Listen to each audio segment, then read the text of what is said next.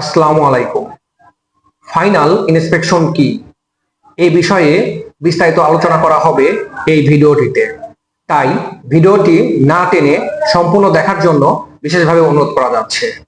Garment শিল্পে final inspection হলো পণ্য উৎপাদনের শেষ ধাপে একটি গুরুত্বপূর্ণ মান নিয়ন্ত্রণ প্রক্রিয়া। এই পর্যায়ে কনফার্ম করা হয় যে পণ্যগুলি ক্রেতার নির্ধারিত মান, পরিমাপ, গুণগত মান ও প্যাকেজিং অনুযায়ী প্রস্তুত হয়েছে কিনা। ফাইনাল ইন্সপেকশনের ধাপগুলো সম্পর্কে জেনে নিই। যেমন ইন্সপেকশন টাইপ নির্ধারণ করা, অর্থাৎ অ্যাকসেপ্টেবল কোয়ালিটি লেভেল অনুযায়ী ইন্সপেকশন করা।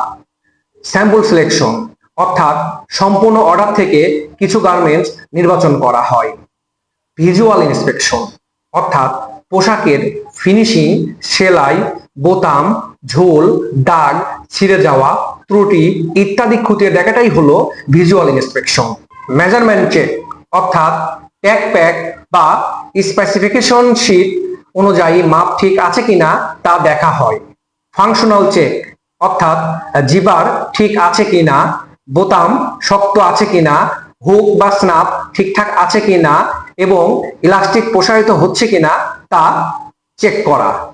প্যাকিং এবং লেভেলিং চেক, অর্থাৎ সঠিক ফোল্ডিং, পলিব্যাগ, হ্যাং ট্যাগ ঠিক আছে কিনা এবং কার্টুনের মার্কিং এবং স্টিকার ঠিক আছে কিনা তা ভালো করে চেক করা। ফাইনাল ইন্সপেকশন রিপোর্ট, অর্থাৎ রিপোর্ট তৈরি করা।